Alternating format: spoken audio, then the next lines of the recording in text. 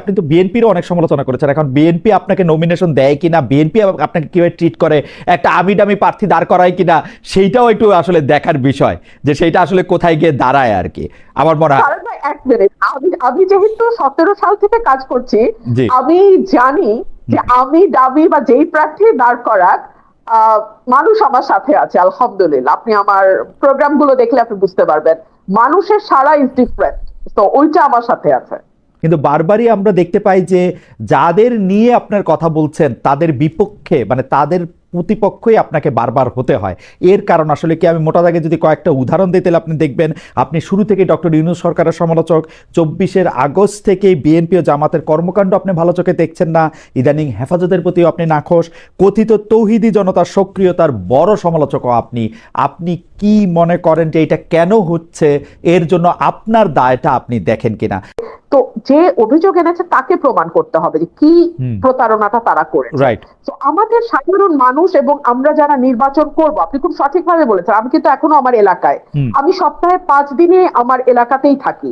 তো আমরা এই যে মানে জীবন দিয়ে কাজ করছি, এত কষ্ট করছি, এরপরে যদি আমরা গিয়ে দেখি যে আগে ভাগেই কোনো না কোনো ডিলিং কোনো না কোনো রাজনৈতিক দলের সাথে উপদেষ্টাদের কিংবা উপদেষ্টা পরিষদের হয়ে আছে, কিংবা নির্বাচনে একরকম ধোঁয়াশা দেখছি, কারণ আমি অনেক বেশি সরব, অনেক বেশি সমালোচনা করি এই সরকারের, সুতরাং আমার নির্বাচনের সময় আমি জানি না আমি কিরকম ট্রিটমেন্ট পাবো। আমি কিন্তু সত্যি ভীত খালেদ ভাই, কারণ এই সরকারের এত সমালোচনা আমি গত 14 মাসে করেছি যে এই সরকার আমার আসনে, আমার নির্বাচনে সঠিকভাবে নিরপেক্ষভাবে প্রশাসন, কিন্তু আমার কাছে মনে হয় যে বেরসে ফারান এটা খুব ভয়ের বিষয়। এনসিপি কে ভোটের মাঠে সঙ্গে চায় বিএনপি। আমরা দেখেছি যে বিএনপি এনসিপির কর্মকাণ্ডকে তুমুল সমালোচনা করেছে, আপনিও করেছেন। মানে আপনার সাথে তো কথা মাঠের বাইরে, মাঠের ভিতরে, স্ক্রিনের বাইরে নানা রকম হয়েছে। এইটা কি সত্যি আসলে, মানে জুলাই আন্দোলনের ছাত্র নেতাদের যে দল এনসিপি, তাকে বিএনপি আসলে সঙ্গে চায়? আমার কাছে ঠিক তথ্যটা নেই, আমি জানি না বিএনপি এনসিপির সঙ্গে জোট করার কথা ভাবছে কিনা। তবে বহুদিন আগে বিএনপি একটা অবস্থান পরিষ্কার করেছিল যে জামাতের সাথে জোট হবে না, এর বাইরে অন্য যে কোনো পলিটিক্যাল পার্টির সঙ্গে বিএনপি জোট করতে পারে। তবে এখানে আরো একটা কথা আমি বিনয়ের সাথে বলি, আমাদের গণতন্ত্র মঞ্চের সঙ্গে আমাদের এক ধরনের অ্যালায়েন্স আছে। গণতন্ত্র মঞ্চ আমাদের সঙ্গে গত 7-8 বছর ধরে মাঠে ছিল, একই সঙ্গে 12 দলীয় জোটও কিন্তু এখনো আছে বিএনপির সাথে। তো এতগুলো পলিটিক্যাল পার্টির সঙ্গে জোট করার পরে আবার নতুন করে এনসিপির সঙ্গে হবে কিনা, এই ব্যাপারে আমার কাছে কোনো ব্যক্তিগত তথ্য আমি জানি না। নিউজটা পড়ে আমি যা বুঝলাম, নিউজটা একেবারেই মানে গরম গরম, যাকে বলে ওভেন ফ্রেশ, সেটাতে বলা হইতেছে বিএনপি আসলে এনসিপির কাছে টানতে চায়, জামায়াত থেকে যাতে দূরে রাখা যায়, মানে জামায়াতের সাথে যেন না যেতে পারে। এই ব্যাপারে কি আপনি দুইটা লাইন বলবেন? দেখুন, ভোটে তো এখনো 3-4 মাস বাকি আছে, তো এই সময়টা ভীষণ ক্রুশিয়াল। অনেক দলের সাথে অনেক দলের জোট হবে, আবার অনেক দলের সাথে জোট যেটা আছে সেটা হয়তো কিছুটা আলগাও হয়ে যেতে পারে। তো এখনই এই ব্যাপারে মন্তব্য করা কঠিন। ভোটের হিসাব নিকাশ, ভোটের পরিসংখ্যান ইত্যাদি সকল কিছু বিবেচনায় নিয়েই রাজনৈতিক দলগুলো তাদের দাবার গুটি সাজাবে, এইটুকু আমি বলতে পারি। না, তাহলে আমার এই কথা আপনি লিখে রাখেন, বিএনপি তাহলে ইলেকশনও পাস করবে না। I have raised my case. Khaled ভাই, এটা হচ্ছে গায়ের জোরে। হ্যাঁ, যখন আমাদের কোনো মামলা দুর্বল থাকে আমরা তখন গলার স্বরটা চেষ্টা করি উঁচুতে উঠিয়ে দিতে, সো দ্যাট আমরা গায়ের জোরে একটা কেস প্রুভ করে ফেলতে পারি। লয়াররা এটা করে অনেক সময়। আপনার কথা আমার কাছে সেরকম মনে হয়েছে। আচ্ছা, আপনি বলেন, পুলিশ প্রশাসন থেকে শুরু করে যারা দায়িত্ব পালনরত অবস্থায় আছে তারা এই সরকারের অধীনে কাজ করে, তাদের বেতন ভাতা সবকিছু আসে এই সরকারের কাছ থেকে। 1, 2 হচ্ছে তারা যদি দায়িত্বে অবহেলা করে কিংবা তারা কোনো অন্য দলের ইশারায় দায়িত্ব পালন থেকে বিরত থাকে, তখন তাদের বিরুদ্ধে শাস্তিমূলক ব্যবস্থা নেওয়ার এখতিয়ার কেবলমাত্র এই সরকার রাখে। এবং এই সব কাজ করার জন্য আমরা 5.5 থেকে 6 লাখ কোটি টাকা দিয়ে একটা সরকার পুষতেছি। হ্যাঁ, একটা মোটা ছোটা সরকার আমরা পুষি। এই যে তারা এক একবার বিদেশে যায় লট বহর নিয়ে, তার পিছনে রাষ্ট্রের কোটি কোটি কোটি টাকা খরচ হয়, সেগুলা কিন্তু তাদের এই দায়িত্বগুলা যাতে তারা সুষ্ঠুভাবে পালন করতে পারে সেইটার কারণেই তাদেরকে ওই জায়গায় বসানো হয়েছে, যেটা সুযোগ সুবিধা ভোগ করে তারা বিদেশে ট্রিটমেন্ট নেয়, বিদেশে ঘুরতে যায়, বিদেশে লট বহর নিয়ে জাতিসংঘে গিয়ে উঠে, ইত্যাদি ইত্যাদি ইত্যাদি। তো এগুলা করবার পরে তারা আইন শৃঙ্খলা ঠিক করতে পারবে না, তারা মানুষের জনমনে স্বস্তি আনতে পারবে না, তারা আওয়ামী লীগের মিছিল সমাবেশ বন্ধ করতে পারবে না, তারা মাজার ভাঙা বন্ধ করতে পারবে না, তারা নারীদের উপরে হয়ে যাওয়া মরাল পুলিশিং তো বন্ধ করে দূরেই থাক। আমি জাস্ট একটা উদাহরণ দেই, থানার থেকে মরাল পুলিশিং করা এক ব্যক্তিকে ফুলের মালা দিয়ে বাইর করে নিয়ে আসা হয়েছে, আপনি তো জানেন তাই না? আপনি তো জানেন যে কিভাবে লম্বা চুল দাড়ি রাস্তায় ফেলে জোর জবরদস্তি করে কাটা হয়েছে। এগুলা মিডিয়াতে বড় বড় করে না আসা পর্যন্ত আমি বেঁচে পারে না। আমি কেন, আপনি আমাকে গলার আওয়াজ বড় করে বলা, লয়ার ইত্যাদি নানা রকম কথা বললেন, এগুলির আমি গালি হিসাবেই নিলাম। কিন্তু ঘটনা হচ্ছে যে আপনি যত বড় গলায়, আপনার কাছে আমি আবার আসবো, আপনি যত বড় গলায় প্রত্যেকটা শোতে এগুলি নিয়ে কথা বলেন, বিএনপি থেকে এর কি প্রতিবাদ জানানো হয়েছে 400 মাজার ভাঙার একটা প্রেস রিলিজ দেওয়া ছাড়া? আমি আপনাকে বলি, মানুষের চুল কাটার আপনি বলেন বিএনপির কোন জায়গায় স্থানীয়ভাবে এগুলি প্রতিরোধ করা হয়েছে? আপনি বলেন কোন অন্যায়টা, আপনি যতগুলি অন্যায়ের কথা যতবার করে বলেন, আপনি বলেন কোন জায়গা থেকে বিএনপিকে বলা হয়েছে আর একবার যদি এই কথা বলা হয়, এটা করা হয়, আমরা এটাকে ধূলিসাৎ করব? আপনি তো দেখি নাই বিএনপির এই পজিশন। খালেদ ভাই, আমার যতদূর মনে পড়ে আপনার একটা শোতে হাসনাত আব্দুল্লাহকে আপনি বলছিলেন রাস্তায় পিচ দেওয়া হইতেছে কি হয় নাই এটা দেখার দায়িত্ব কি আপনার? না, ঠিক রাইট, ঠিক সেরকমই তার উপরে যদি কোনো ফৌজদারি অপরাধ ঘটে সেটা বন্ধ করার দায়িত্ব বিএনপি। ফৌজদারি অপরাধ বন্ধ করার দায়িত্ব আপনিও কিন্তু ফৌজদারি অপরাধ বন্ধ করার দায়িত্ব নিতেছেন না বেরিসা ফারহানা। আপনি যেটা করতেছেন, আপনি এটা প্রতিবাদ জানাচ্ছেন প্রতিটা জায়গায়, আপনি এটা বলতেছেন। আমার প্রশ্ন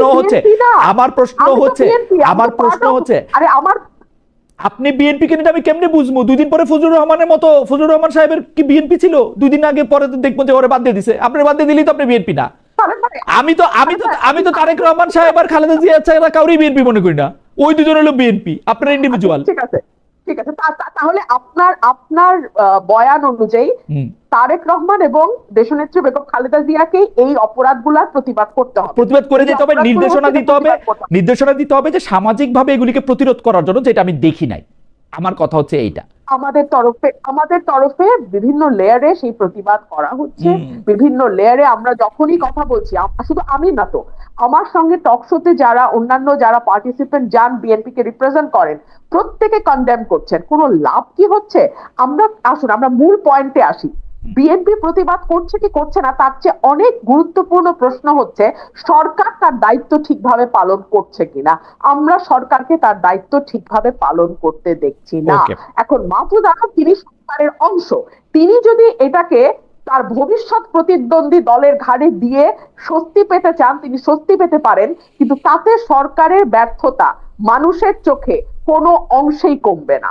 ডক্টর শফিকুর রহমানের আজকে একটি গুরুত্বপূর্ণ মিটিং আছে, সেজন্য আমরা তাকে ছেড়ে দিব দ্রুতই, কিন্তু আমরা কিছু প্রশ্ন আপনাকে জাতীয় আন্তর্জাতিক সব জায়গা থেকে একটু করতে চাই। আপনি আশা করব যে আমরা অনেকগুলি প্রশ্নই আপনাকে আজকে করতে পারবো। আমরা শুরু করছি আপনাকে প্রশ্ন করার জন্য। প্রথমে একটু আন্তর্জাতিক অঙ্গনের দিকে একটু আপনার দৃষ্টি ফেরাতে চাই ডক্টর শফিক। আপনি সম্প্রতি এক ভাষণে বলেছেন, আরেকটা প্রসঙ্গে যাই, যে সেই গণতন্ত্র হালাল যার মাধ্যমে আল্লাহর বিধান কায়েম করা যাবে, বুলেট নয় ব্যালটের মাধ্যমে যেতে হবে। এটা আপনি বলেছেন হাদিসের রেফারেন্স দিয়ে। আপনার এই বক্তব্যের প্রতিবাদ করেছেন মুফতি ডক্টর সাইয়েদ মোহাম্মদ এনায়েতুল্লাহ আব্বাসী ওয়াসিদ্দিকী।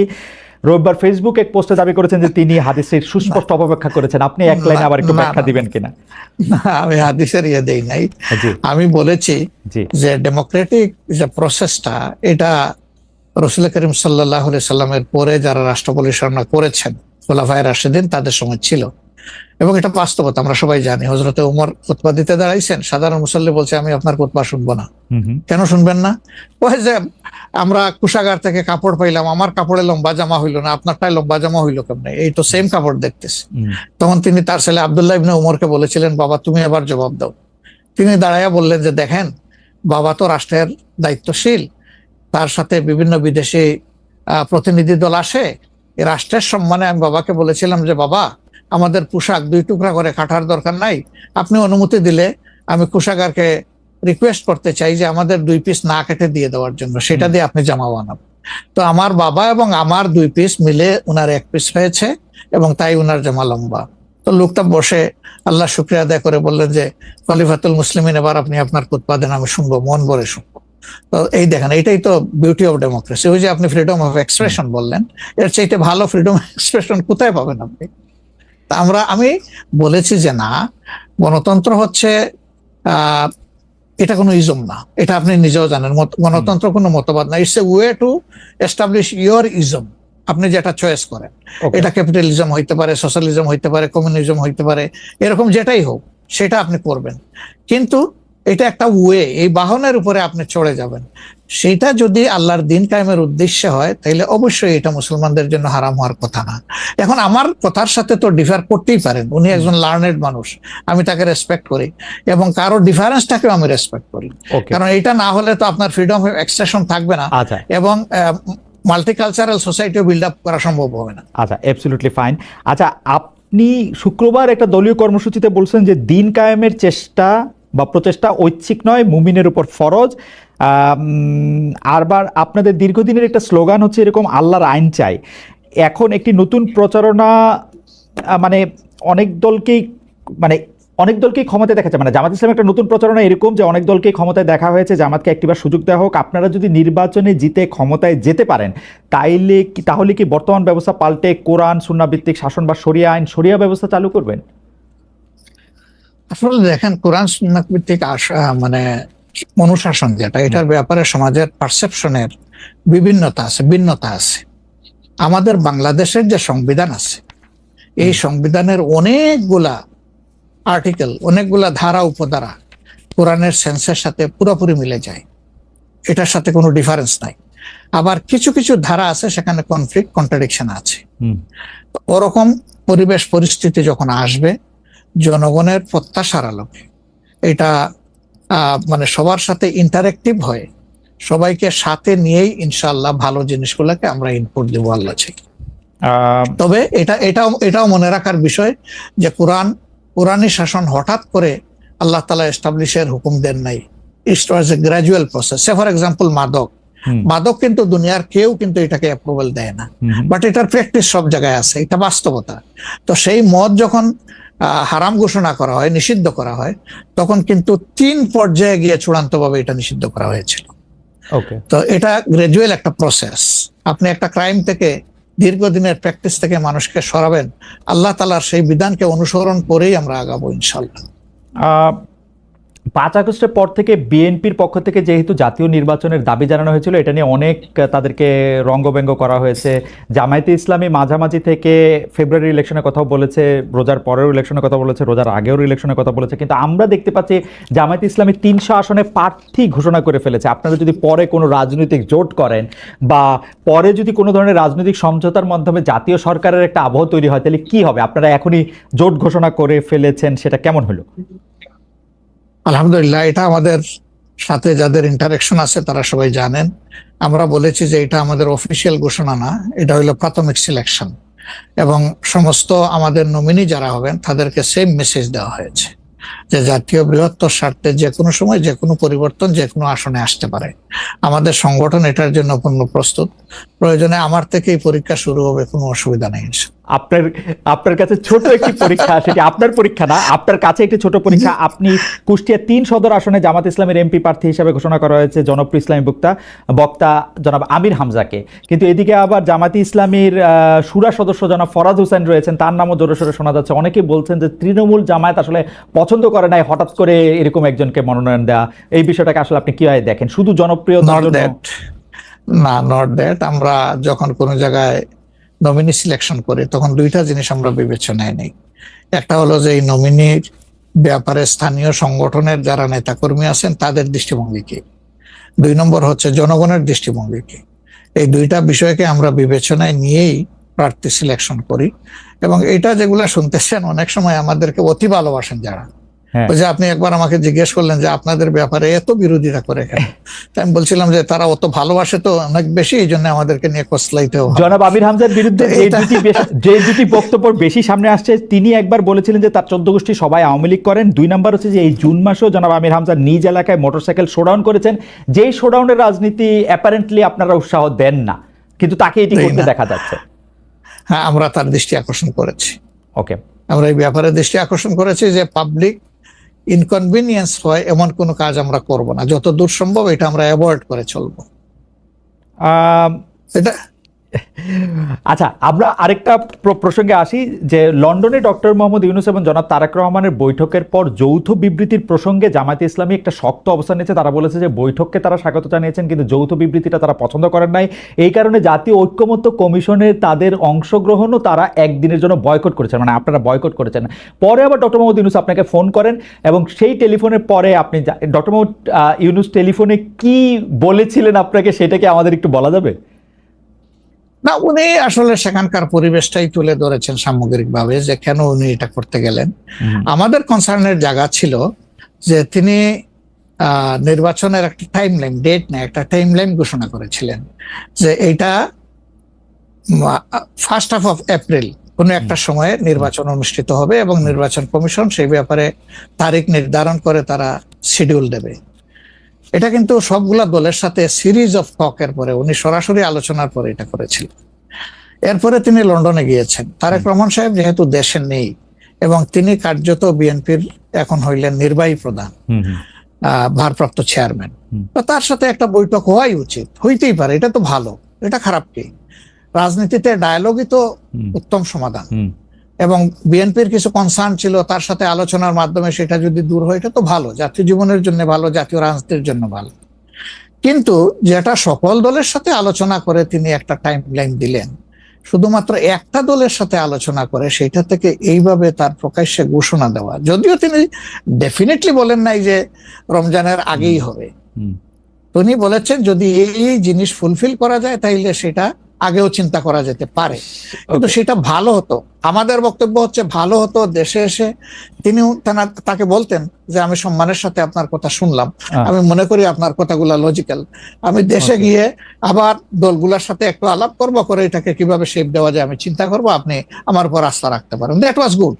কিন্তু এটা না করে সেখানে এটা ঘোষণা দেওয়াটাকে আমরা সঠিক মনে করি নাই। আমরা মনে করি যে ক্ষমতার ভারসাম্য একদিকে হেলে গিয়েছে এবং জাতি একটা রং মেসেজ পেয়েছে, এই জন্য আমরা আমাদের এই পর্যায়ে এটা আমার একটা প্রশ্ন, আপনার কাছে কি মনে হয় পরবর্তী জাতীয় সংসদ নির্বাচন আসলে কোন দিন কোন মাসে হবে?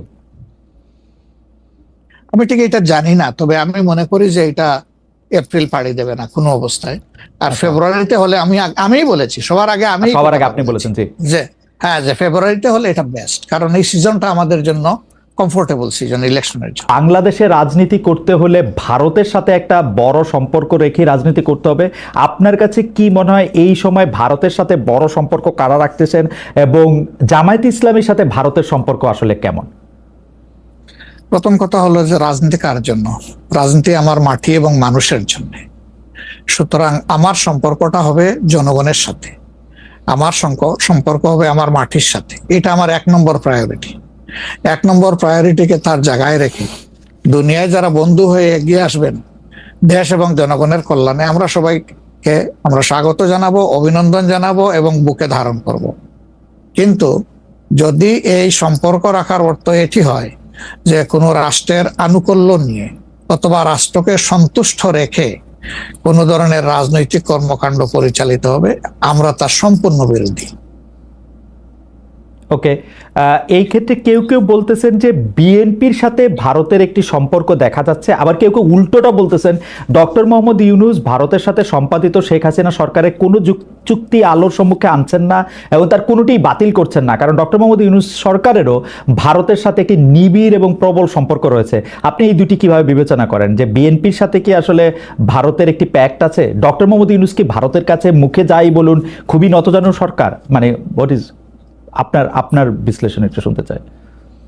আসলে প্রথমটা আপনি যেমনটি শুনছেন আমিও তেমন শুনতেছি, আমার কাছে এর কোনো ডকুমেন্ট নাই। আর দ্বিতীয়টা যেটা বলতেছেন ডক্টর ইউনূস সাহেবের ব্যাপারে, আমি এর কোনো আলামত দেখতে পাচ্ছি না। যে উনি ভারতের কাছে নত জানু, এর কোনো আলামত আমার কাছে স্পষ্ট নয়। ভারতের সাথে রাদার আমরা ভারতকে বিভিন্ন বিষয়ে তার সাথে কনফ্লিক্টে দেখতে পাচ্ছি। ভারতের সাথে হাসিনা সরকারের সম্পাদিত চুক্তিকে তিনি সামনে আনতেছেন না, এইটা একটা অভিযোগ। আরেকটা অভিযোগ হচ্ছে ভারত একতরফাভাবে ট্রান্সশিপমেন্ট এবং স্থলবন্দর দিয়ে মাল আনা নেওয়া বাতিল করলো, এর বিপরীতে বাংলাদেশ কোনো ব্যবস্থাই নেয় নাই এখন পর্যন্ত। আসলে বাংলাদেশের নেওয়ার সেই সুযোগটাও কতটুকু আছে না আছে সেটা বিবেচনায় নিতে হবে। 2 নম্বর হচ্ছে যে ইউনূস সরকার এখন দায়িত্বে আছেন, আমি ক্ষমতায় বলবো না, এই দেশের জনগণই তাকে দায়িত্ব দিয়েছে, উনি দায়িত্বে আছেন। উনি দায়িত্বে আসার পরে এটা ঠিক যে ভারত বলেছে নির্বাচিত সরকার আসলে তারা দেশকে সহযোগিতা করবে, তা এখানে কি বার্তা দেওয়া হলো তাহলে? সুতরাং এটা কোনোভাবেই টিকে না বিষয়টা। আর এই সরকারের অনেকগুলা প্রায়োরিটি আছে। চুক্তি সম্পাদন হয়েছে 2টা মানে সরকারের মধ্যে ইতিপূর্বে।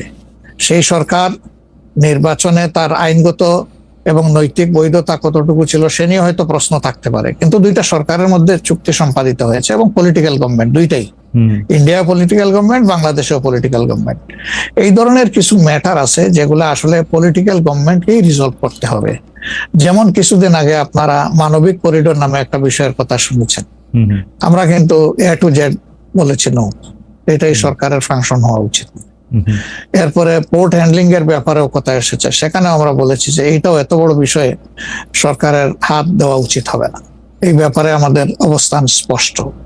সুতরাং তারা আরো যে প্রায়োরিটি গুলো আছে, বিশেষ করে কিছু বেসিক রিফরমেশন না করলে আগামীতে একটা গুড গভর্নেন্সের জন্য একটা গুড সরকার গঠন করা সম্ভব হবে না, একটা ভালো ইলেকশন হবে না। এই বিষয়গুলোকেই এখন মূলত প্রাধান্য দেওয়া হচ্ছে। দুটি বিষয়, রাষ্ট্রের 2টি স্তম্ভ সম্পর্কে আপনাকে প্রশ্ন করব। আপনি এখন এই মুহূর্তে বা গত 10 মাস 11 মাসের ডক্টর ইউনূস সরকারের শাসনে আপনার কাছে বিচার বিভাগকে যথেষ্ট স্বাধীন এবং সকর্মক মনে হয় কিনা? আরেকটি বিষয় ফ্রিডম অফ প্রেস। আমি যথেষ্ট স্বাধীন মনে করি না। যতদিন পর্যন্ত বিচার বিভাগ সম্পূর্ণভাবে আলাদা না হবে নির্বাহী বিভাগ থেকে, ততদিন পর্যন্ত এটাকে স্বাধীন বলা যাবে না। যেমন বিচার বিভাগের একটা ডিমান্ড আমাদের আছে যে এটাকে স্বাধীন করার জন্য স্বাধীন সচিবালয় গঠন করতে হবে, সেটা এই সরকারের একটা অঙ্গীকারের মতোই ছিল, কিন্তু এখন পর্যন্ত সেটা হয়নি। আমরা এটা দেখতে চাই যে অবিলম্বে সেটা হোক। যদি স্বাধীন সচিবালয় কায়েম নাই হয় তাহলে বিচার বিভাগ স্বাধীন হবে কিভাবে? নির্বাহীর অধীনে থাকে তো বিচার বিভাগ স্বাধীন হতে পারে না।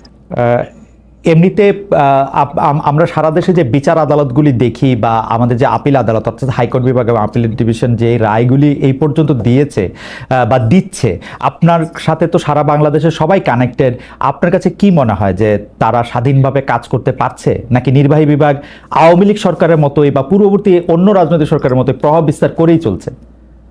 ইউনূস সরকারও আসলে সুপ্রিম কোর্টের পজিশনটা আমার কাছে আমি প্রথমে আনতে চাই। এখন যিনি প্রধান বিচারপতির দায়িত্বে আছেন তাকে, তার পারফরমেন্সকে আমরা যতটুকু পর্যবেক্ষণ করার সুযোগ পেয়েছি, আমাদের মনে হয়েছে তিনি তার বিবেক এবং তার স্বাধীন চেতা মানসিকতার জায়গা থেকেই তিনি পারফর্ম করছেন। হাইকোর্টের যেহেতু অনেকগুলা বেঞ্চ, সেখানে পার্সন টু পার্সন ডিফারেন্স হতেই পারে, কিন্তু আলটিমেটলি বিচার তো যাবে শেষ পর্যায়ে সুপ্রিম কোর্টের হাতে। এই জায়গাটাকে অতীতের যে কোনো সময়ের তুলনায় আমাদের কাছে বেটার মনে হচ্ছে আপাতত। ভবিষ্যতে তারা কি করবেন সেটা এখনই অগ্রিম বলা যাচ্ছে না। ওকে। আর বিচার আদালতের প্রশ্নে মানে জজ এন্ড সেশনস কোর্ট যেগুলি, ডিস্ট্রিক্ট জজ এন্ড সেশনস কোর্ট যেগুলি আছে 64টা জেলা এবং অন্যান্য ট্রাইব্যুনালগুলি, তারা কি স্বাধীনভাবে কাজ করতে পারছে? আমাদের কাছে যতটুকু ইনফরমেশন, সব জায়গায় তারা স্বাধীনভাবে কাজ করতে পারছেন না, বিভিন্ন আনডিউ প্রেসার তাদের উপরে আছে। এটা কি নির্বাহী বিভাগের উপর থেকে, নাকি এটা জামাতে ইসলামী প্রেসারটা দিচ্ছে বা বিএনপি প্রেসারটা দিচ্ছে বা এনসিপি প্রেসারটা দিচ্ছে? আমরা তো কোনো প্রেসারের পক্ষে নাই, আমরা always in favour of fair justice. আমরা আনফেয়ার কোনো জাস্টিস চাই না, আমরা চাই ফেয়ার জাস্টিস। এখন আর কারা দিচ্ছে না দিচ্ছে, আপনার টক শোতে আপনি মেনি টাইমস বলেছেন, আমাকে উত্তর দেওয়ার দরকার নাই। আপনি যথেষ্ট জনগণের পক্ষে মতামত ব্যক্ত করার জন্য আপনি বহু সময় এই কথাগুলো রিপিট করেছেন। আমরা কিন্তু এর পক্ষে নাই এবং আমাদের বিরুদ্ধে এই ধরনের কোনো কমপ্লেইন কোথাও নেই। আর যদি ফ্রিডম অফ প্রেসের কথায় আসি, অর্থাৎ সংবাদপত্রের স্বাধীনতা বা গণমাধ্যমের স্বাধীনতা প্রশ্নে আপনার কাছে এই 10 মাসের বিবেচনা যদি চাই বা বিচার যদি চাই, আপনি কেমন দেখছেন যে স্বাধীনভাবে মত প্রকাশ করা যাচ্ছে কিনা, মানে সংখ্যা যারা সংখ্যায় কম তারাও তাদের মতামত দিতে পারছে কিনা? জি না, সেটা আমি আসতেছি। যদি আপনি in comparison two previous period, that is last 15.5 years, even another 2 years you can add with it. সকল কেয়ারটেকার সরকারের 2 বছর, পরবর্তী 15.5 বছর। অনেক সময় প্রেস আমাদেরকে বলতো, আমরা যখন জিজ্ঞেস করতাম যে এই ধরনের একটা জলজ্জন্ত মিথ্যাচার কেমনে করলেন, ওই যে কিছু করার নাই, স্ক্রিপ্ট লেখা ছিল, আমাদেরকে এটা জাস্ট ব্রডকাস্ট করতে হয়েছে।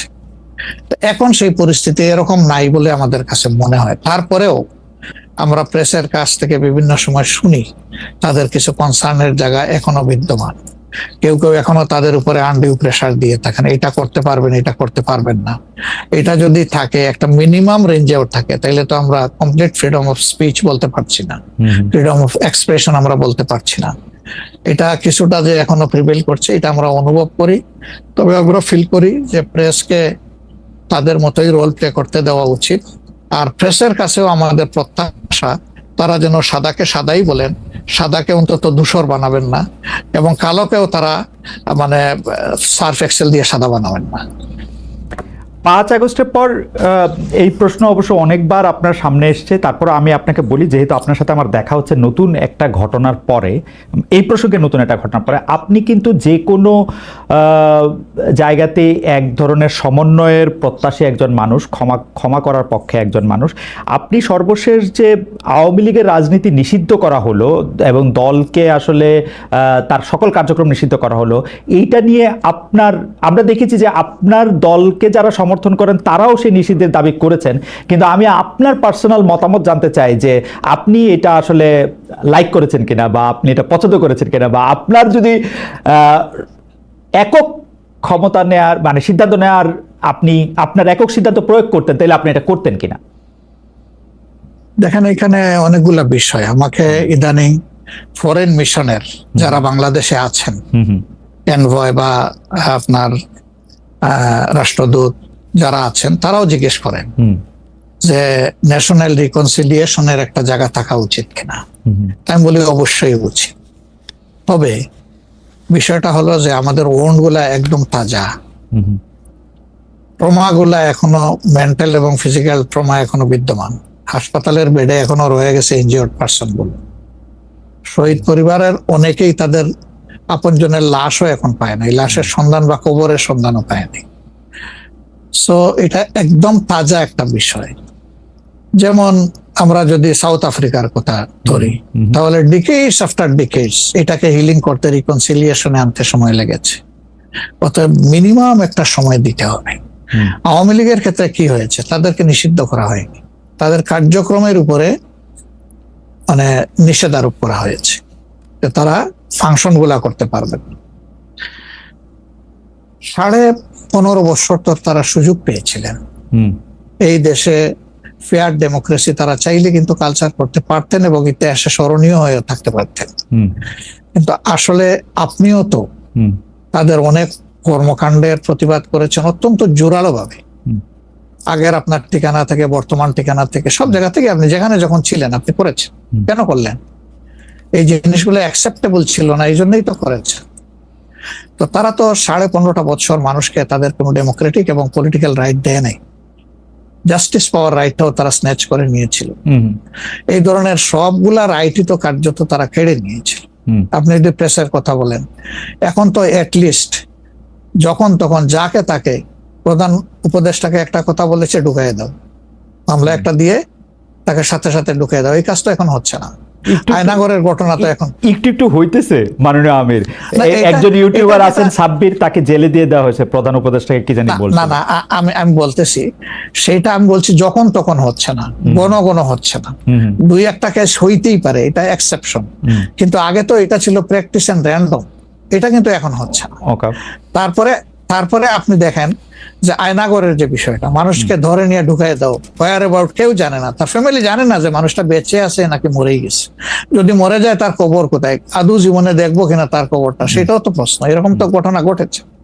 এবং যাদেরকে আয়নাগরে নেওয়া হয়েছে তারা কিন্তু সবাই ফিরে আসেননি, তারা অনেকেই এখনো আমরা জানি না তারা কোথায় আছে, আদৌ বেঁচে আছেন কিনা। তো এগুলা তো এখন হচ্ছে না। বায়বীয় মামলা যেটা বলা হয় সরকারের পক্ষ থেকে, এখন সরকারের পক্ষ থেকে সেরকম মামলা নেই। এখন মামলা হচ্ছে পলিটিক্যাল যারা বিভিন্ন পার্টিজ আছেন তারা, সেই ক্ষেত্রে এক এক দলের এক একটা দৃষ্টিভঙ্গি। আমাদের দৃষ্টিভঙ্গি হচ্ছে যে for fair justice complaint of atrocity করেছেন যারা এটার পারপিটেটর, তাদেরকে ডিরেক্ট যারা আছেন তাদেরকে বাদ দিয়ে আমরা কোনো মামলা